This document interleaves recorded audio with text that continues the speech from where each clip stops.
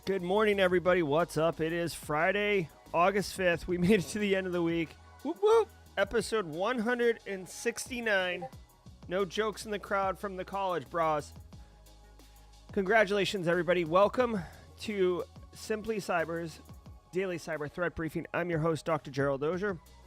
And over the next 30 minutes, I'll be delivering the top cybersecurity news stories of the day and providing expert analysis on each of those stories, on what it means to you as a practitioner. So how can you operationalize these stories and this knowledge in order to be a better practitioner?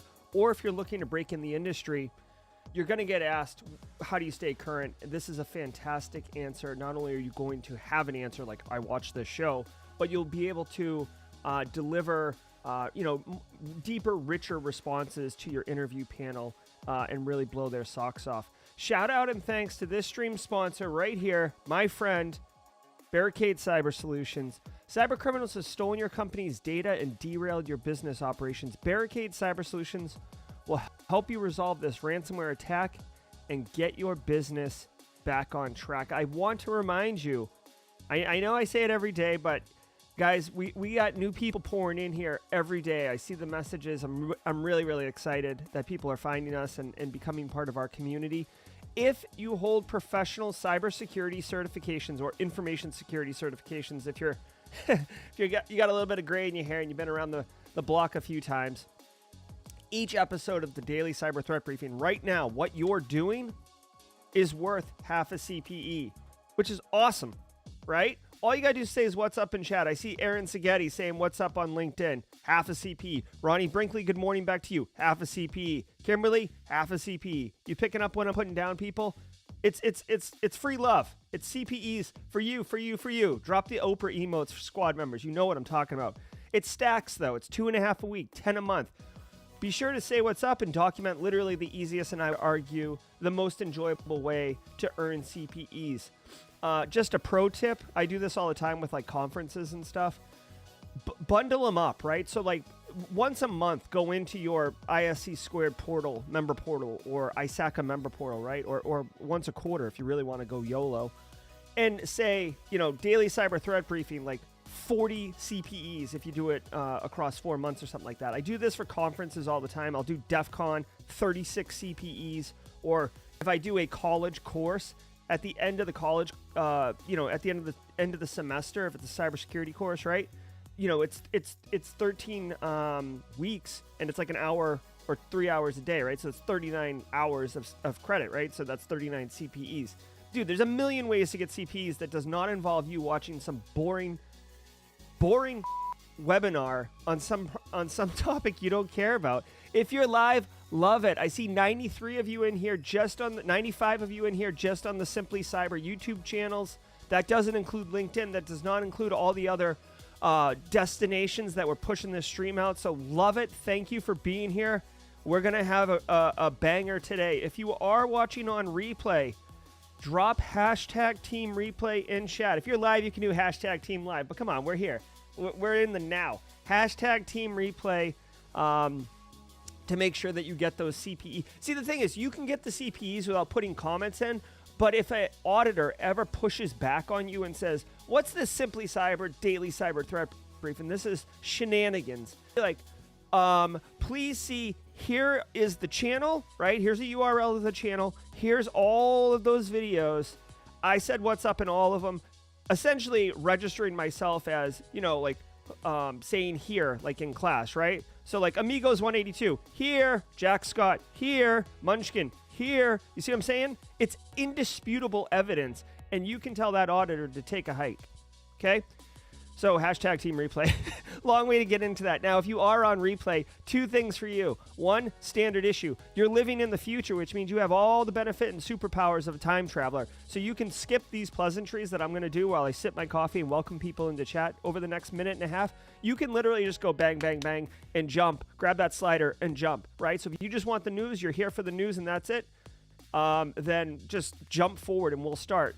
And also, team replay, you had the ability to enter the raffle all week for the World of Haiku license keys. I hope you enjoyed that. I hope that the Team Replay folks were able to take advantage of that. today is no different. We're going to give away the final license of the week. If you want to enter the raffle, you need to go to the Discord server and enter via the giveaway channel by hitting the emote. Increment the emote. I will show a video in a second, okay?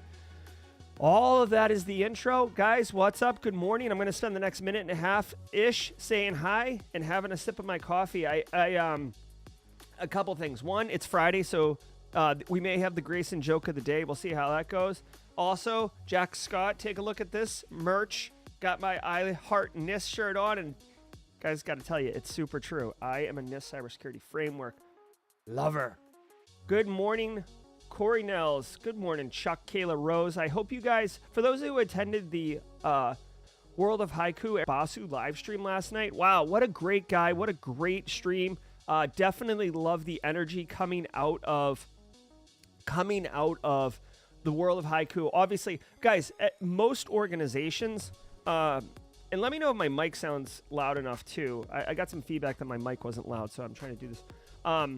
Most organizations take on the kind of vibe of the person in charge, right? I'd like to say that Simply Cyber, the community that is Simply Cyber, the whole thing that is Simply Cyber, has taken on, in part of my personality, which I like to think is approachable and inclusive and seeking knowledge and not judgmental.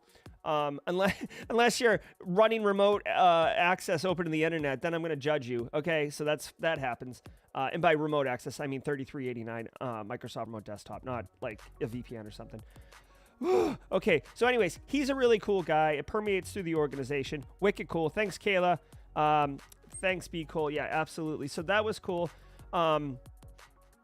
Guys, I'm telling you what, real quick, since you guys many of you are regulars here, a couple minutes late this morning. Thank you for staying with me. My dog I've got to administer him some medicine. And I had to do that, and it was taking longer than I had anticipated. So, definitely appreciate you guys, waiting and rolling and, keeping yourselves entertained. I think we're good. 117 people here. You know the deal, y'all. I'm just going to take a slug off my computer, and then I'm off my computer. Jesus, I definitely need my coffee. I'm just going to slug off my computer here. What the heck, Jer? So good. So good. All right, guys, real quick. If you want to enter the raffle, as I mentioned in the intro, you need to go to the Discord server. Do !Discord in chat, please, somebody, to bring up a link to the Discord server. I'm going to show a very quick video that shows you step by step. It's like a 10-second video on where you need to go and how you need to enter. You click a celebration emote. I'm going to show you right now, and then we're going to get right into the news. Get the invite.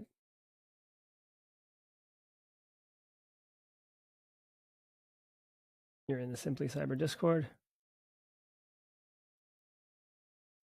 The giveaway channel.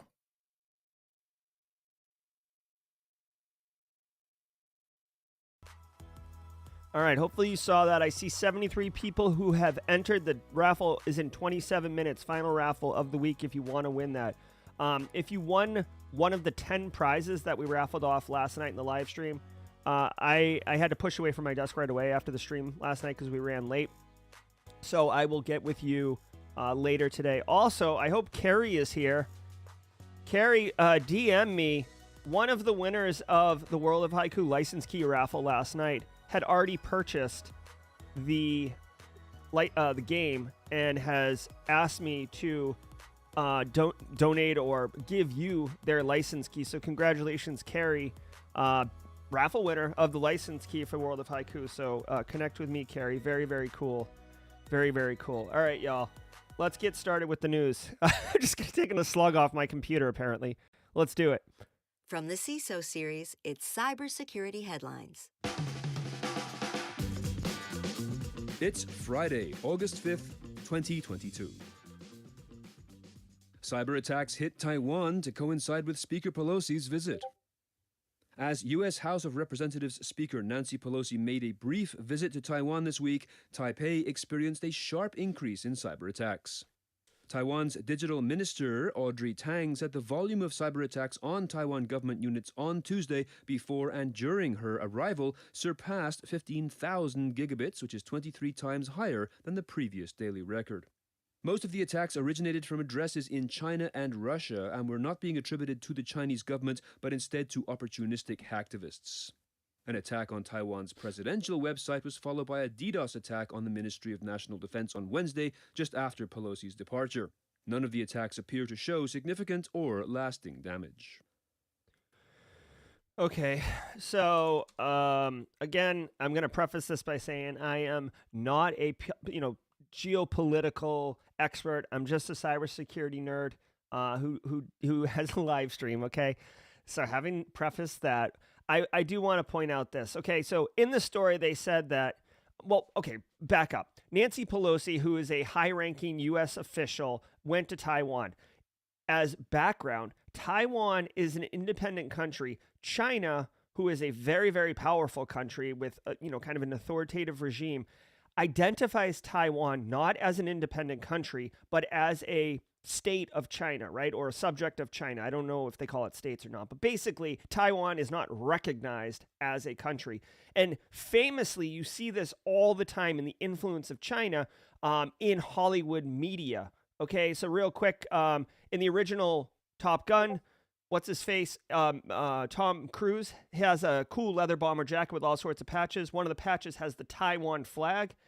When the new movie Maverick came out, China said, you either replace that, I don't care if you do it physically or digitally, you replace that flag, or you cannot distribute Maverick, aka Top Gun 2, in China, which is a huge, huge market, right? So we're talking cash money, homie, right, Kimberly? Straight cash, homie.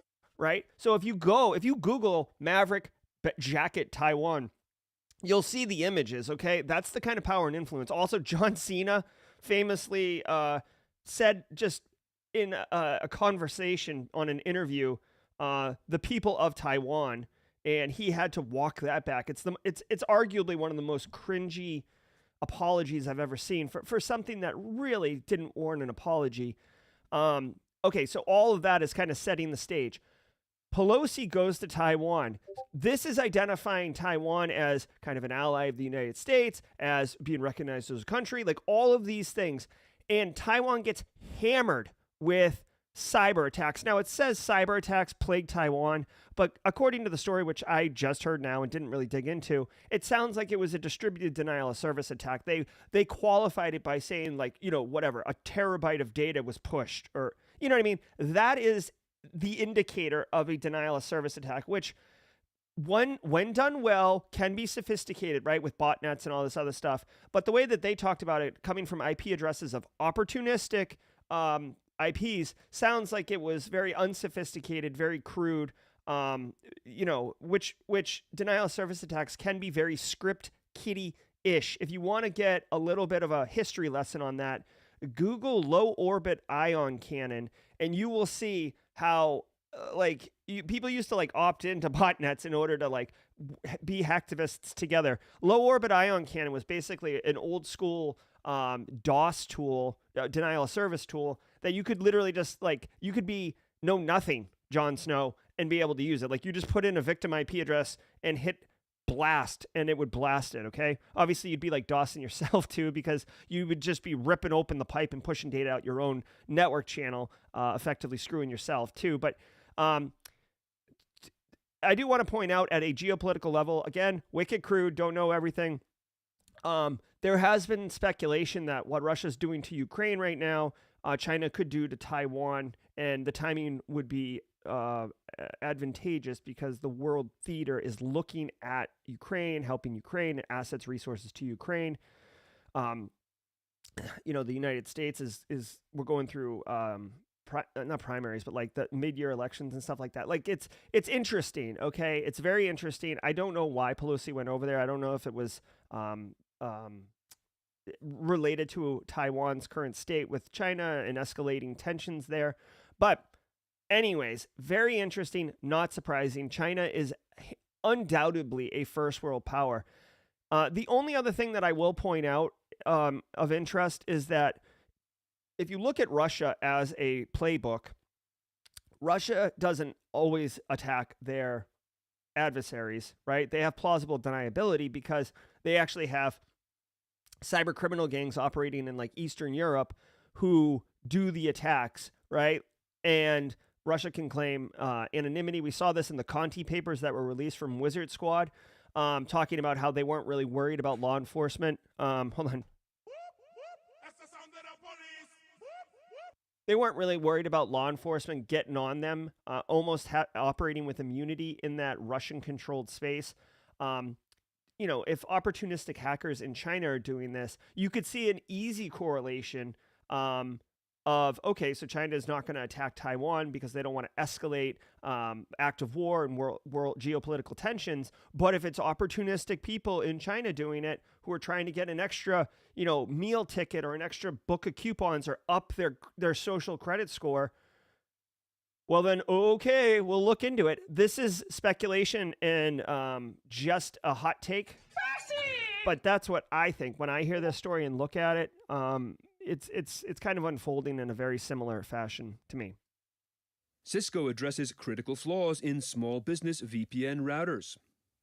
The flaw, tracked as CVE 2022-20842, resides in the web-based management interface of several Cisco small business VPN routers. An unauthenticated remote attacker can exploit the flaw to execute arbitrary code or trigger a denial of service condition by causing an affected device to restart unexpectedly.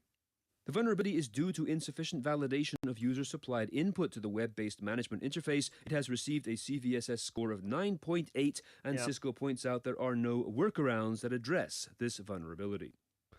Okay, I am not surprised that this is a 9.8. I actually thought it was going to be a 10. Here's the deal, guys.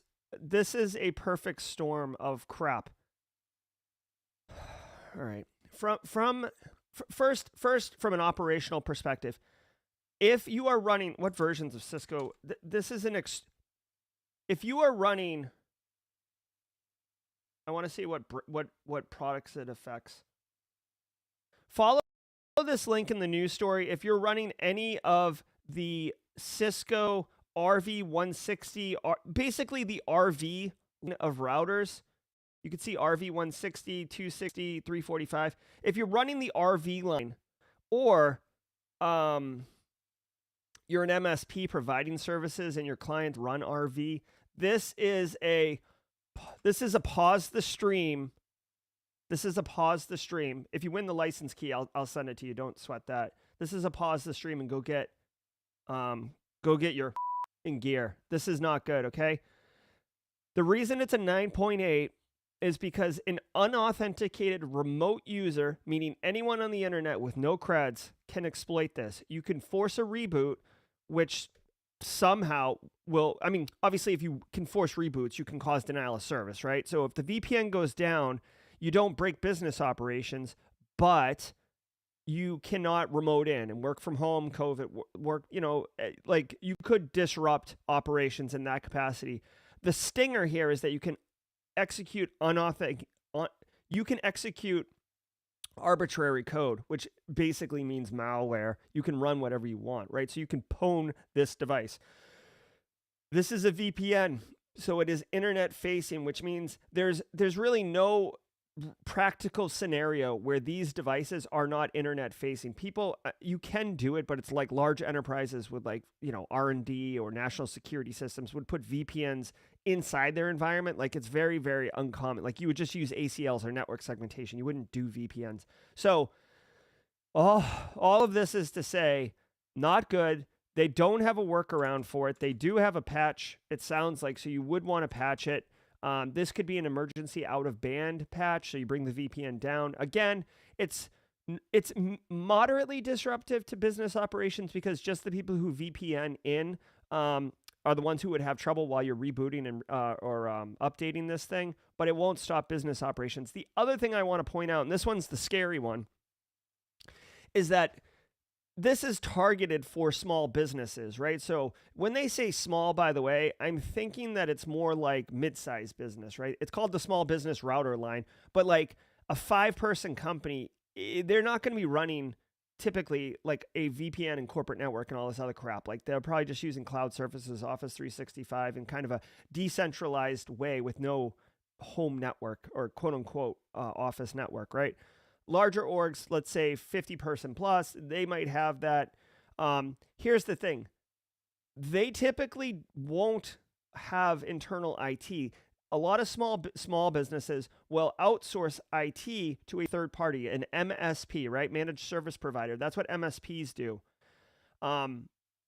MSPs may not be mindful of this because, according to my research, at least in the healthcare space in the state of South Carolina, which I think would extrapolate to other states and other industries, businesses that leverage MSPs to do their IT believe that they are responsible for the information security of that technology stack as well, which some do. But remember, people, I got to get a shirt that says this. Like, IT is all about availability, right? InfoSec isn't, like, one of our security objectives is availability, but we oftentimes have conflicting priorities, InfoSec and IT people. And I love my IT people, but they do have conflicting priorities from time to time.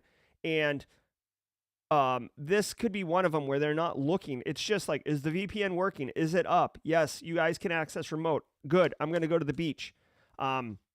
So just be mindful of this. It's like kind of a crappy market because smaller businesses, they're not thinking, they're constantly thinking about the business and product and delivering on their value proposition. They're not thinking about IT maintenance and stuff like that. They outsource it. So just be mindful. This one, it's kind of a regular story, but dude, the reason it's a CVE or CVSS of 9.8, the highest you can go is 10, right? There's a little formula for calculating the value of a vulnerability risk score, base score, without any context of your environment. 9.8 is right up there with 10. I would bet you amount of money that matters to me that this would be a 10 if it was being actively exploited in the wild, gangbuster style, right? If you saw this getting popped all over the place, if CISA released this as an actively exploited bug, this would be a 10, and it would probably be a wider reaching kind of general media news story. Now relies on paper for its most sensitive court documents. The Justice Department has been filing most sensitive documents old school as of January 2021 to avoid any chance of a breach or vulnerability in electronic filing systems, compromising its high-stakes cases. In an interview this week, Deputy Assistant Attorney General for National Security Adam Hickey told Cyberscoop the department implemented policy last year, but did not connect that change to a specific breach or cybersecurity event. However, the Administrative Office of the U.S. Courts did reveal an apparent compromise of the court's system's electronic case files on January 6, 2021, as well as, quote, an incredibly significant and sophisticated cybersecurity breach, end quote, that happened in early 2020 that had lingering impacts on the DOJ and other agencies. Yeah, not surprising, guys. This sucks. We live in a world where technology is super efficient, interoperated. You can search and find things quickly. You can index things. You can access them from the Uber. You can access them from the sky. But that information is sensitive, and one of the surefire ways to protect it is to not stick it there. This is called risk avoidance. For my CISSP and Sec Plus people, when you're handling risk, you got 4 options, and risk avoidance is one of those, and this is it, right? It sucks. They probably introduced more time-consuming processes and procedures. You got to write these things. Honestly, I wouldn't be surprised. I think that there's a shortcoming with this, but the DOJ handles really sensitive information. If they're putting indictments out for nation-state threat actors, right? They do this with China, Russia, Romania, Iran. They do this all the time. If there's evidence, if they're building a case, if all of that is stored digitally and someone has gotten in there, which it sounds like they've had multiple incidents of breach, the data could be tainted, which means chain of custody could be compromised, which means you don't have a case. You could tip your hand about an active investigation, basically giving it away. You could even manipulate the data. So you send police into the wrong direction, maybe arrest, attack, investigate someone who is actually innocent. There's a lot of different things. one shortcoming that I think, immediately comes to mind with this is, yes, they're not storing it on a file server or Google Drive or whatever, but I would bet, this one's only a $10 bet because I really don't know, but it seems very likely. I'd bet you $10 that they're still at a computer drafting the documentation. They're still emailing it back and forth, but they're printing it out, okay? People are not handwriting indictments. People are not sending inter-office memos like it's 1950 Mad Men, right? So the data is still digitized and it's still accessible and endpoints get popped, right? Carl is at every organization. So while this is a risk avoidance control, if they're not all in on paper, then there is risk that you didn't fully avoid, right? You didn't mitigate the risk. You didn't remediate the risk out, right? You didn't mitigate it down to zero. You didn't avoid it. You've just reduced your risk, okay? And this is one of those nuances for my GRC people. Actually, you know what? If you're going for a GRC analyst interview, you should read this story, think about what I just said, and then drop that knowledge bomb on the interviewers, okay? Yeah, this is risk avoidance, but there is residual risk if you're still writing it and sending it through email from time to time, right? It's only if the official documents, the official pieces of evidence were written only, right? All right. Also, really quick, Jay Smith pointed out that the Cisco vulnerability would be a 10, not a 9.8, if it did have a logo. That is funny. That is really funny. New Linux malware brute forces SSH servers to breach networks. A new botnet called Rapperbot has been used in attacks since mid-June, focusing on brute forcing its way into Linux SSH servers to establish a foothold on the device. Researchers show that Rapperbot is based on the Mirai Trojan but deviates from the original malware's normal behavior of uncontrolled propagation to as many devices as possible.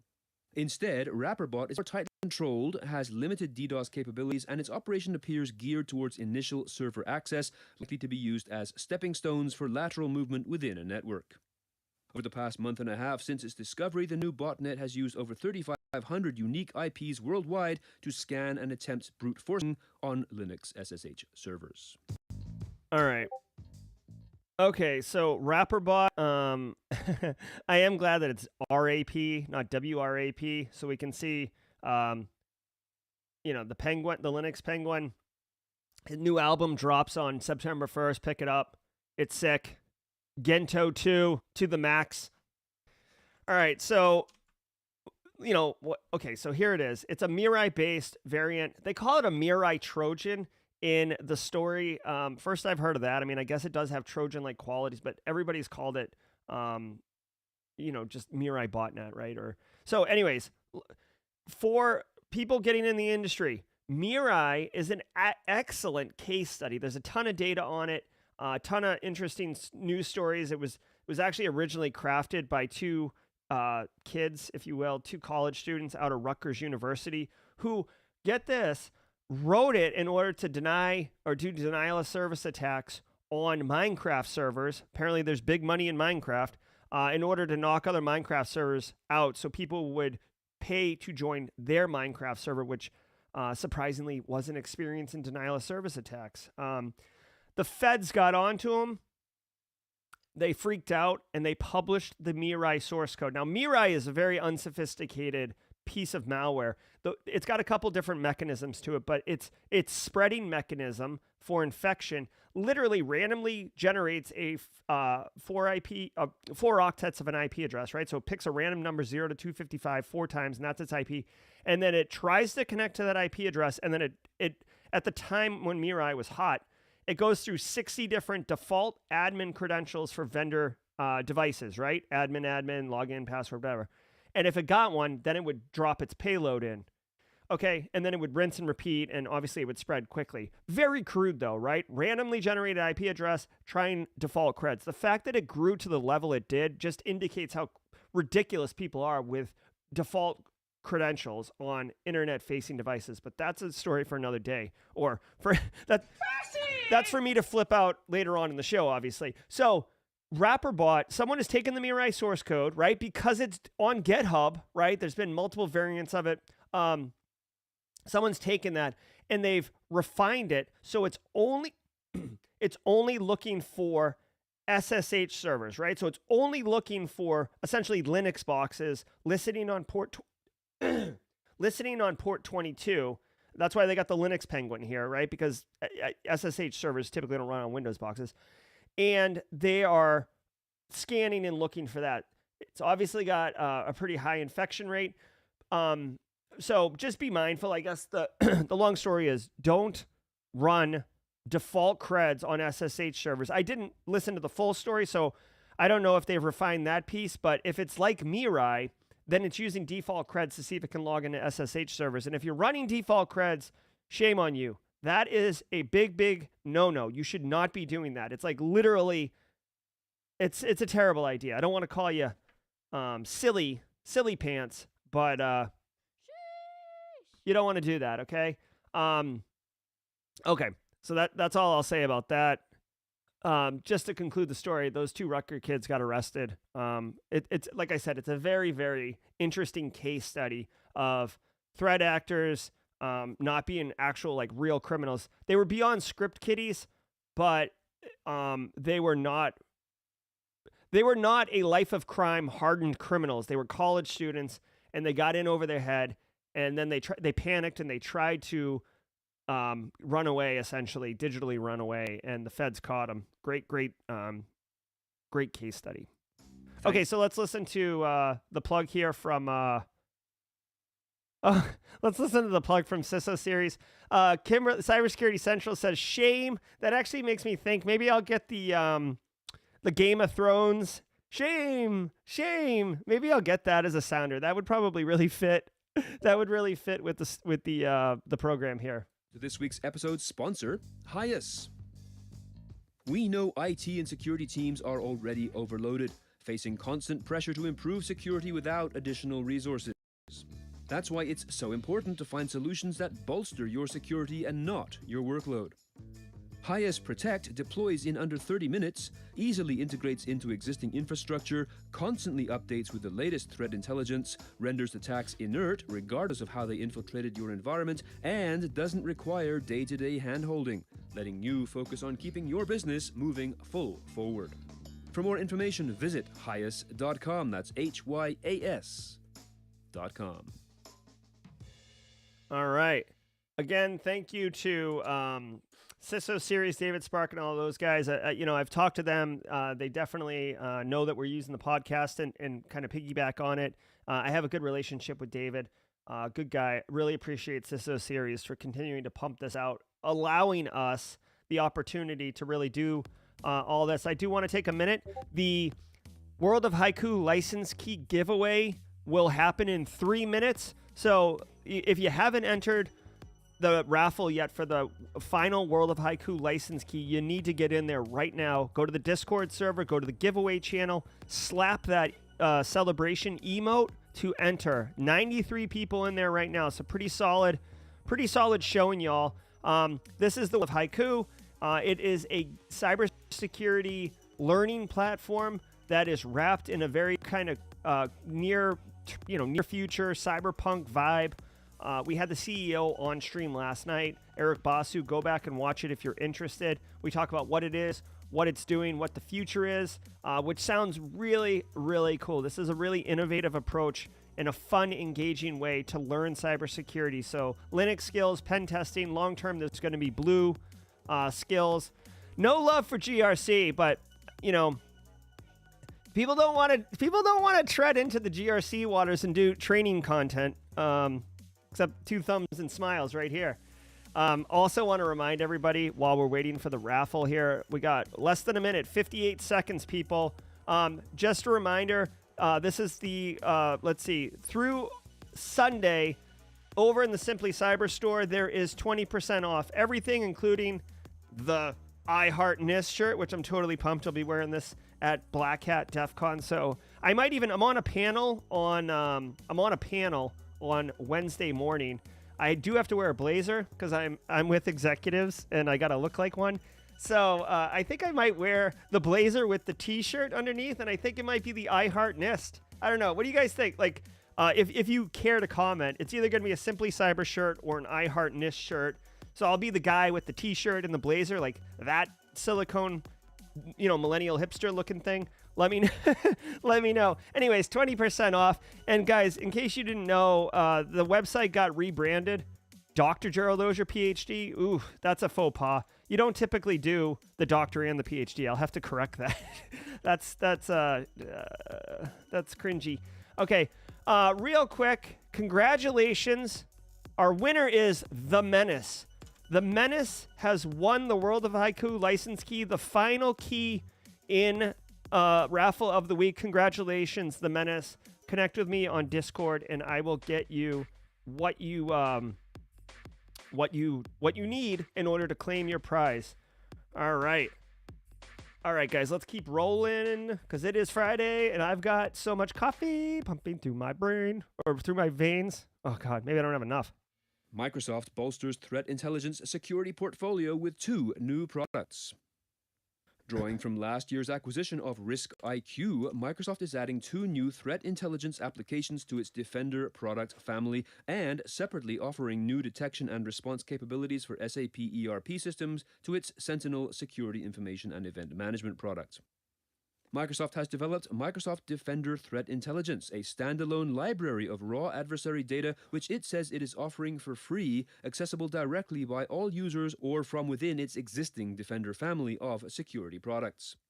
It has also released Microsoft Defender External Attack Surface Management, designed to scan users' computing environments and connections to provide security teams with the same view an attacker has of their organization while selecting a target.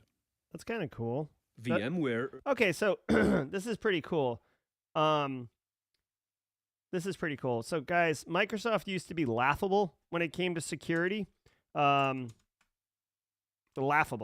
Okay, I'm talking like 90s, early 2000s. It was a joke. Okay, they pivot. They come out with Azure. They start acquiring InfoSec companies. Microsoft Defender comes out, like things are looking really hot. They start integrating it all up into Defender for Endpoint, Defender for whatever. They have Sentinel as a SIM tool.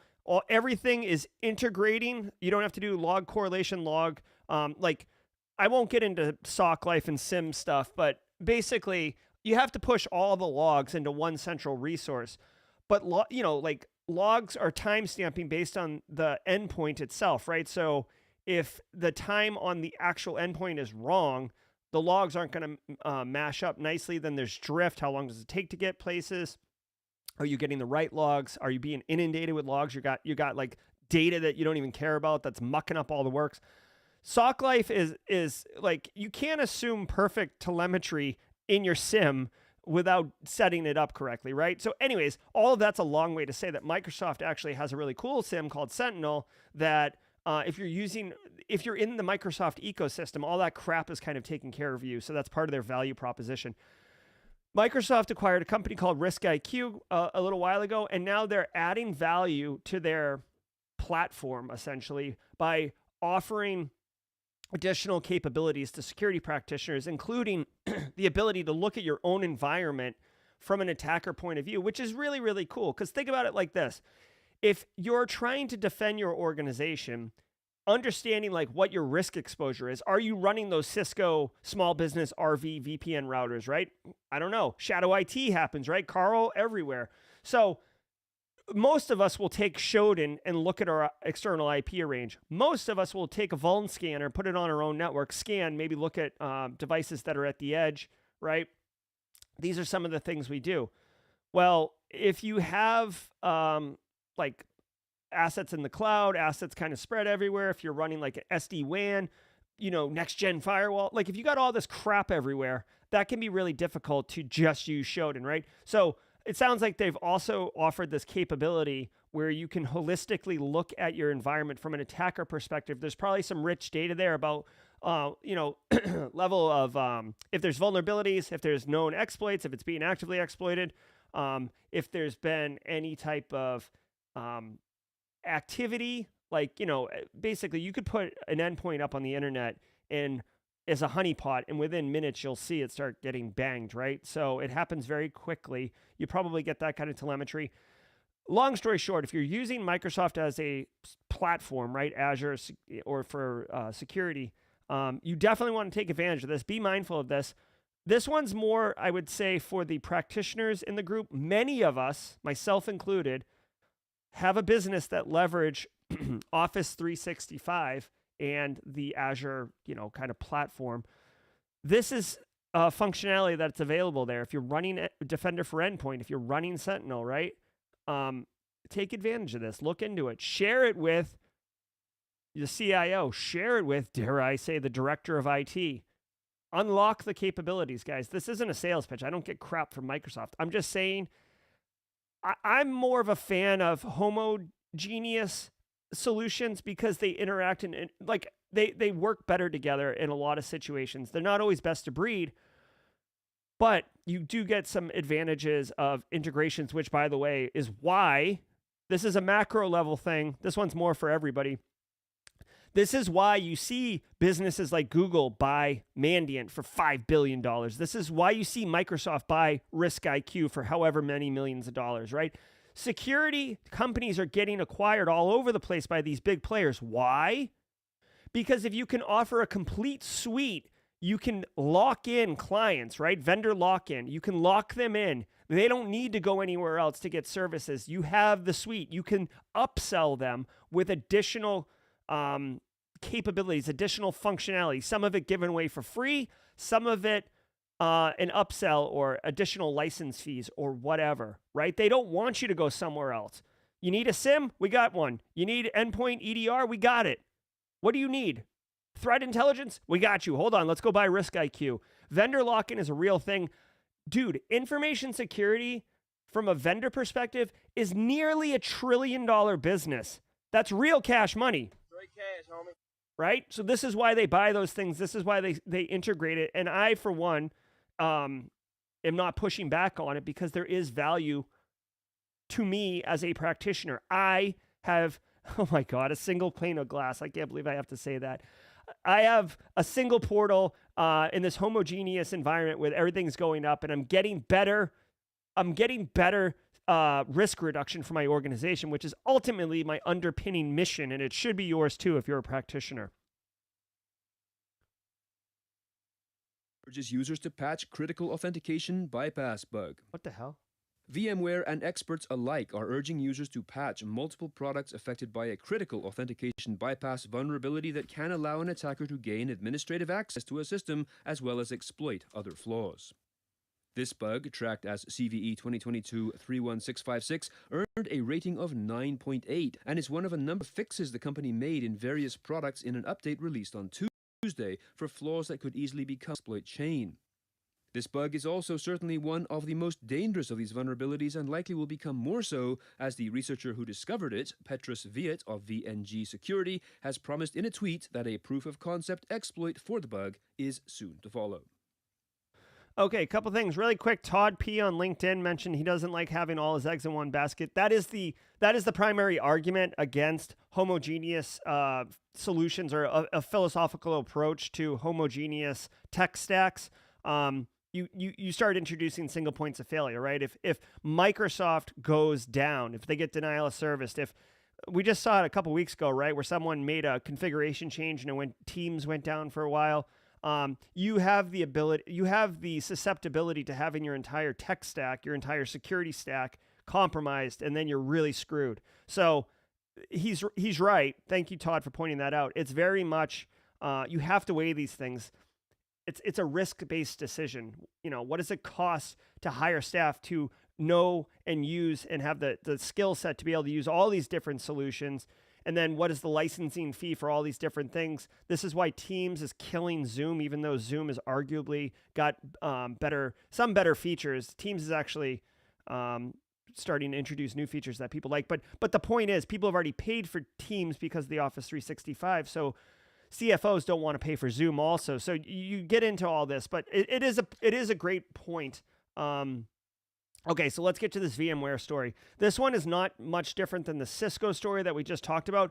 critical vulnerability on VMware. VMware is it's essentially a technology that allows you to host multiple systems, oftentimes servers, for an environment, and they're all virtualized. So really, as a IT admin, you just have to manage the VMware hypervisor, which think of that as like the container that holds all the virtualized servers, right? So you can allocate resources, you can spin up, spin down.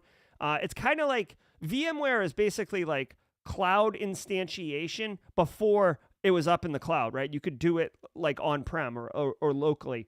A lot of businesses use VMware still, and there's a critical authentication bypass. I don't know if they said remote code non-auth. Usually VMware in the hypervisor is typically not internet facing. Okay, like that's really like, I don't know an instance where you'd have the hypervisor expose the internet. That would be a really crappy architecture. But if you got into an environment and they found the hypervisor, they could use this to to exploit. Now, what really makes this interesting and why I like mentioning the Cisco story is because the Cisco story did not have a known exploit, which is why it was a 9.8 CVSS score, not a 10. And I said, oh, if there was an exploit, it would probably go up.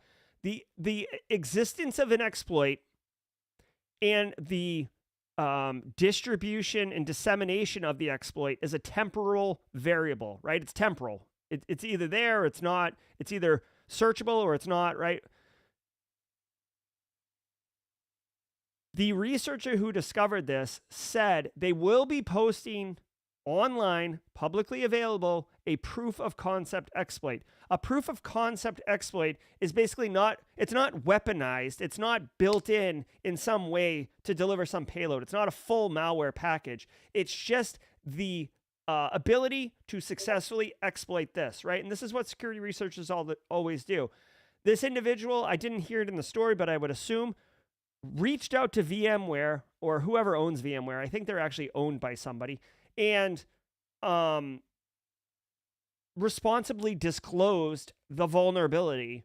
And usually there's like a period of time, like 90 days, gives the vendor time to figure out how to fix the problem, then actually develop a patch, test it, and then roll it out to users. Let the users actually install it and patch their environment, and then you release the exploit, right? You're kind of a peckerhead if you just release the exploit. And we used to see this in the late 90s, early 2000s all the time. It was like how you got street cred, right? You just drop an exploit or you release it at DEF CON or something like that. That's not how we roll anymore in our industry. It's much more of responsible disclosure. Or if you're not going to responsibly disclose it, you're typically black hat and you're selling it on the dark web anyway. So, okay, all that's a long way to say, patch your VMware. Patch your VMware. Hive Group demands £500,000 from British schools, citing cyber insurance policy. The Hive ransomware group is allegedly demanding £500,000, about $608,000, from two schools in England following a hack targeting their IT systems, according to reports in British media. Students and parents of the Wootton Upper School and Kimberley College, both owned by Wootton Academy Trust in Bedfordshire, England, received a message last week from the hacking group claiming to have breached the trust's network and exfiltrated students' home addresses, banking information, and medical records, with threats to leak the data if it fails to pay. The Hive Group claims to have breached the system and then obtained details of its cyber insurance policy to use in negotiations, hence the price. But Alan Liska, a ransomware expert at Recorded Future, called such a threat bluster aimed at frightening the parents, stating that just having a £500,000 cyber insurance policy does not mean that an insurance company will pay it. All right, so couple things here. We actually just heard the other day, there was a news story about UK and about cyber attacks and kind of an increase in that, specifically around higher ed. So this is kind of on brand. And this is part of the reason why you should be doing daily threat briefings, okay? Because you start seeing kind of the life of a story, right? The development, right? Like, for example, this China-Taiwan thing. I mean, that's way more geopolitical and wide reaching at a societal level. But we're talking about Pelosi goes there and denial of service attacks, distributed denial of service from opportunistic IPs. Let's continue to follow it. This is another one, right? Okay. So real quick, this is the Hive ransomware group. Some people speculate that members of Conti ransomware, Wizard Spider, the Wizard Spider gang, who have kind of gone dormant or whatever, may be affiliated with the Hive. Now, it's interesting because Conti attacked Costa Rica, and then Hive came in right behind and attacked Costa Rica. The country of Costa Rica, you can Google it, or, remember we talked about it. Costa Rica got ransomwared, and the president told the ransomware operators to pound sand. It was like a $10 million ransom. Then they upped it to $20 million. Hive came in afterwards and punched them in the mouth. The fact that the Hive ransomware group is knowledgeable about the cyber insurance policy limits on the policy, that's very Wizard Spider-ish. I'm basing this on the Conti leaks, but they knew what the policies were. That's why they were asking for that. They had people in places to disclose information for a fee. So if you have a $500,000 ransomware policy, they're not going to ask for $200,000. Like, they're financially motivated on a level that's unprecedented. They're going to ask for the full amount because they know that they can get, the victim organization has paid their policy premiums and they can get that much from the insurance company, allegedly, if everything, works out. So that's what they're going for. So to me, that's a hallmark of that kind of Wizard Spider gang. Also, I'm kind of curious, my UK people, GDPR is a privacy regulation that's got real teeth in the UK, right? It's around protecting individuals. Surprise, right? For those who don't know, privacy is it's a right, and the UK is way further along with individual privacy and data privacy and stuff like that than the United States. California and a couple other states have privacy legislation on the books, but for the most part, it's a framework thing or patchwork. There isn't really a holistic United States privacy policy or privacy regulations or laws. So I'm curious, how does this affect these schools via GDPR? They said that the data that was compromised was medicals and personal, all the things that GDPR would care about. So I'm actually kind of curious. It did lose teeth after Brexit. Okay, interesting. I am curious, though, if these schools are going to get raked over the coals for the compromise of that data. Because remember, at least in the United States, with HIPAA violations, right, even if the threat actors don't disclose the data, if they just ransomwared or encrypted your data, you'd still have to report it as a breach because you can't definitively tell whether or not the threat actors looked at the data before they encrypted it. This was a hot debatable topic in like 2017, 2016, whether or not it needed to be a reportable breach. As far as I know, the last I heard, it had to be reportable, which totally sucks because then you get on the wall of shame and everything like that. So I could see GDPR screwing over these schools as well. So I say it all the time, guys. Ransomware is like almost commonplace at this point, so that it's very it's not frequent that we dig deeper into ransomware stories, but this one is interesting because of the GDPR stuff and the fact that Hive, to me, has indicators of Wizard Spider leadership and execution, which is not good because Wizard Spider was definitely the most sophisticated, well-oiled, well-disciplined ransomware threat actor group, right? Go read the Conti leaks if you don't believe me. And by read the Conti leaks, look at Brian Krebs' distillation of the Conti leaks. I don't have time to read all the Conti leaks, so Krebs on security.com. Faster spinning Earth warns of Y2K-like negative leap second scenario. The Earth is spinning faster and recently recorded its shortest day ever. June 29th, 2022 was 1.59 milliseconds shorter than the average day, according to scientist Leonid Zotov speaking to CBS News. The normal length of a day is about 24 hours or 86,400 seconds, but in recent years the Earth's rotation has accelerated, shortening some of these days by milliseconds. Zotov, who works for Lomonosov Moscow State University and who recently published a study on what might be causing the changes in the Earth's rotation, states that it may be caused by changes in the Earth's tides. If this trend continues, atomic timekeeping may the introduction of a negative leap second, which could cause Y2K-like devastation in IT with the potential for crashing programs and corrupting data. What? Remember, we have... Hold on. I don't understand. Well, okay. So the story is, the Earth's spinning faster. Okay. And then they're proposing, basically just updating the clocks. Guys, we have leap, right? Like we add an extra day every 4 years in order to deal with stuff like this. So a leap second, I guess they're saying that it'll change.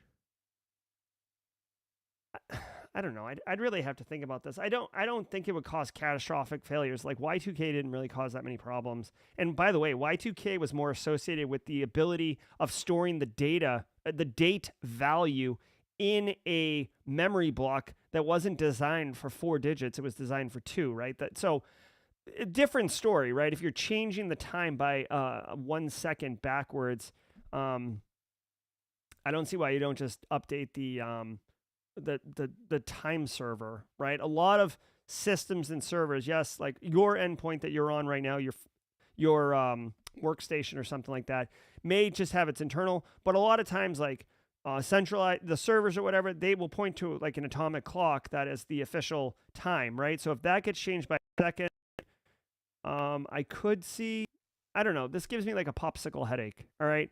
Long story short, I would assume Microsoft and Apple, and Google, purveyors, vendors of major operating systems that are everywhere, would put in some type of handle for dealing with this. This is a one-off instance. So I don't know. I don't think that this is going to cause catastrophic Y2K issues. If anything, cynical Jerry makes me think that vendors will get all in. There's going to come. Okay, so here's a prediction time. Okay, here's my prediction. I think if this thing does move forward, there's going to be a marketing storm and some cool marketing term around the leap second, the negative leap second, probably a logo, and vendors are going to sell something to deal with this negative leap second if it turns into a thing where like it's going to happen at this day. Okay, like it sucks, but a lot of times fear, uncertainty, and doubt, FUD, it's called, sells, right? And cybersecurity vendors know this. So a lot of times they've gotten better about selling services based on capability for risk reduction, but the crude, crass, low-hanging fruit way is to use fear, uncertainty, and doubt. Like, oh, you heard about the negative leap second, right? That's like, don't let your systems catastrophically fail. Buy XYZ to ensure that you don't have that problem. Available now, right? So look for that. But that's my take. I think that there's going to be some type of marketing thing around this. Okay, so you heard it here first. So yeah, Jonathan, when gravity fails, you can get shot into space. Well, the thing is, actually, if the Earth is spinning faster, I would think that gravity would increase, right? So eventually, we would get crushed from gravity, right? I don't know, just a theory. All right, so that's going to do it for the daily cyber news briefing. We ran a couple minutes over. I do genuinely appreciate it. Just looking at everything to make sure everything looks good. Y'all, we had a great week. I hope you enjoyed the show. Let me know in chat. I'll go back and look. If you've been consuming the audio podcast, I do make it a point to go in right after the show in most instances and put the show right in the audio podcast and then push it out to your audio podcast of choice. You can go to simplycyber.io/podcast or just Google Simply Cyber and then whatever, or go in your podcast app of choice and type Simply Cyber. It should come up. Let me know. I'm thinking about ways I can automate this. And when school starts, when I start teaching at the end of the month, the show will be at 10 a.m. on Tuesdays and Thursdays, which means that the podcast won't come out until much later because I'm just busy. Guys, I want to share really quickly, too, if you are going to Vegas come find me. I will be doing threat gen heavy stuff on Wednesday, Thursday. There's going to be a live stream on Wednesday. I will be doing this. So this is housekeeping business. So if you just here for the daily briefing, you got to roll to work, whatever. Thank you for being here. We'll see you on Monday at 8 a.m. For everybody else, just a couple housekeeping things. I have every intention of continuing to do the daily threat briefing. It will look different because I will be in a hotel room with limited access to equipment. So I'm not going to have this mic, but maybe I'll have less audio problems, right? You know what I'm saying? You feel me? I will be doing the briefing at the same 8 a.m. schedule. So my West Coast people, I'll be living your left coast life, Nick Barker, Poner Joe, Eula Chua. I'll be living that West Coast life, 5 a.m., up and at 'em, ready to roll, coffee in hand, maybe 2 coffees. I haven't figured out the coffee situation, which totally sucks because in Vegas, it takes like a million years to get anywhere, even to the lobby, to get Starbucks or whatever. But good news is at 4:30 a.m. in Vegas, it's mostly just miscreants walking around all hammered outside. They're not at Starbucks, although Starbucks isn't typically open now that I think about it. Crap. We're going to have to figure it out. You guys might see me sans coffee, which is not going to be a pretty sight. Come find me. I'll be at Black Hat all day Wednesday, all day Thursday. I'll be doing a live stream on Wednesday at 3:30 p.m. Eastern Standard Time with a big announcement. I'm very excited. I've been working on something with Clint over at ThreatGen that is going to be awesome. Awesome. I'm talking like a major initiative that will, there's going to be something this year, but 2023 is going to be bananas. And you guys are going to love it. Trust me. It's going to be super, super cool. We're revealing that Wednesday at 3:30 p.m. 3:30 Eastern Standard Time. Also, real quick, I'll be at DEF CON, right? But DEF CON will be more about Simply Cyber and about our community and stuff like that. I'll be doing the Trace Labs OSINT Capture the Flag with Base Case. Now, we do have a whole team. Part of the team is remote. Part of the team, me and Base at least, will be on site right there at Caesars Forum executing the OSINT. Right after that, it ends at 2:30 local time, maybe around 3 o'clock, 3:30. Base and I are going to wander over. I think we're going to go to Beer Park, which is just outside Paris. It's an outdoor venue. They got awesome beers. Obviously, I'm a wicked beer guy, as you know from the Discord server. So we'll have some beers. We'll have some laughs. Hopefully, it's nice weather. They do have an inside section. They have a huge, giant, like, chessboard that you, like, walk with the pieces. If anyone wants to play me in chess, I do fancy a game of chess. And it'll be the end of, the week of activity. So it'll be a great time to decompress and really take time to reflect and appreciate the week of Black Hat DEF CON and appreciate each of you. So please come join us if you can at that. Whew. All right, guys, we did it. It was a long week. It was a great week. Congratulations to all the winners of the World of Haiku license keys. Thank you to Eric Basu and the World of Haiku people for providing raffles last week and this week. Guys, I'm the joke of the day. Joel Belton, Grayson didn't show up. He told me one yesterday, but it was like he wasn't really digging it. He was going to look into it, and I think he's playing Fortnite right now. So I will have the joke of the day retrospectively on Monday. The joke of the week on Fridays hasn't quite established itself as an SOP. So yeah, Jim Lunn. I don't have a joke. And I'm sorry. He had one that he made up. He's very proud of making up his own jokes. And I will tell you, for the most part, he's a really smart kid. And I'm not just a proud papa, right? Like he's in accelerated programs and stuff, and he does come up with interesting jokes of his own. We'll bring him up. Oh, Jesus. Hold on. Just ripped my headphones out. See what happens. Audio issue. Okay, cool. Anyways, no joke of the day. Thanks, everybody. The audio is a joke. Yes, exactly. Guys, be good. Be safe. Have a wonderful weekend. You definitely earned it. For all of those who were interviewing this week for jobs, best wishes on hearing back on that early next week. McLarty, I know you were in there. Hopefully that worked out for you. To all of you who have broken in, awesome, congratulations. And it's time to pay it forward, right? So if you guys, you're in chat, you're in Discord, people asking questions, take a moment, help them out as best you can. It's all about community, guys. All right? Thank you very much. Y'all be good, and we will see you at 8 a.m. on Monday morning. Cheers, everybody.